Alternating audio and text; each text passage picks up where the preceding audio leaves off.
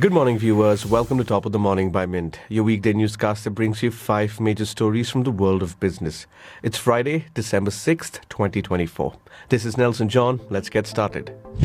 Himachal Pradesh is grappling with severe financial challenges, struggling to meet promises of government job creation and welfare schemes under the weight of a heavy debt burden. The state's revenues are largely consumed by fixed expenses, such as salaries and pensions, leaving little room for development initiatives. These financial strains has its roots in decisions made decades ago, when the state relied heavily on the central government funds without developing its own robust revenue streams. Post-1990, as central support dwindled, Himachal Pradesh increasingly turned to borrowing, which spiraled into a fiscal crisis. Despite measures such as tax hikes and targeted freebie schemes introduced under Chief Minister Sukhwinder Singh Sukhu, the financial outlook remains bleak. As the state, a popular tourist destination, struggles to balance its books, and Madhavan explores how Himachal Pradesh's debt woes are affecting its ability to sustain growth and fulfill its promises. India is set to maintain its capital spending at around 3.4% of GDP for the 2025-26 fiscal year, translating to approximately 12 trillion rupees. This steady allocation aims to sustain economic growth as state-level expenditure continues to lag. For the current fiscal year, Capex stands at 11.11 trillion rupees, a notable increase from the previous year's estimates. While India's GDP grew by 8.9% in the year, full-year growth may fall short of earlier projections, report Rick Kundu and Subhash Narayanan.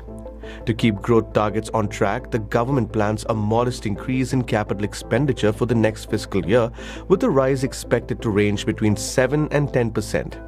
With private sector investments gaining momentum at a slower pace and state-level capital spending remaining subdued, the central government's capex remains a critical driver for economic growth. Bitcoin hit an all-time high of $100,000 early on Thursday, fulfilling predictions made by some analysts at the start of the year. This historic surge has been driven by a mix of market optimism, followed by Donald Trump's US presidential election win and regulatory developments. However, doubts linger about the rally's sustainability. The US SEC played a pivotal role in this price spike by approving Bitcoin ETFs earlier in January, enabling institutional investors to enter the market. Now, this move helped Bitcoin climb from $16,500 to over $40,000, and by June, increased institutional backing pushed the price to $75,000. After dipping to $50,000 in September, Bitcoin's fortunes reversed with Trump's election victory and his appointment of crypto advocate Paul Atkins to lead the SEC. This appointment reignites investors' enthusiasm, propelling the cryptocurrency past the $100,000 milestone. Shayan Ghosh delves into the key factors behind Bitcoin's record-breaking rally.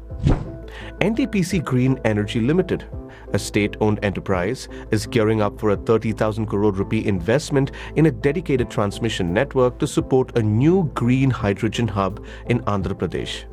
Rituraj Barua reports that the network, with a capacity of 20 gigawatts, will operate independently of the national grid and connect NTPC's upcoming solar project in Anantapur to a hydrogen production facility in Pudimakara. Spread over 1,600 acres, the Pudimakara hub aims to produce 1,500 tons of green hydrogen daily, leveraging renewable energy to split water into hydrogen and oxygen.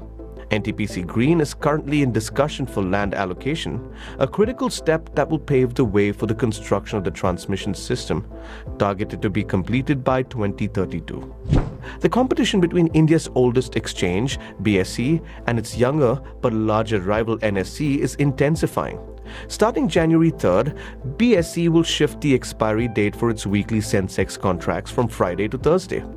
This change aligns the expiry schedules for weekly, monthly, and quarterly Sensex, BankX, and Sensex 50 derivatives, all set to terminate on the last Tuesday of their respective months. The move is a strategic attempt by BSE to capture a larger share of the derivatives market by extending trading focus from a single day to 3 days, potentially boosting trading volumes, reports Ram Sagal and Neha Joshi. Currently, NSE commands a dominant 87% market share in the index options premium turnover based on November data, while BSE holds the remaining 13%. Despite the disparity, BSE has made notable progress, growing its market share from virtually zero just 18 months ago. That's all for today. Thank you for joining. We're eagerly looking forward to our next Top of the Morning episode, which will be packed with fresh business news. Until then, have a great weekend.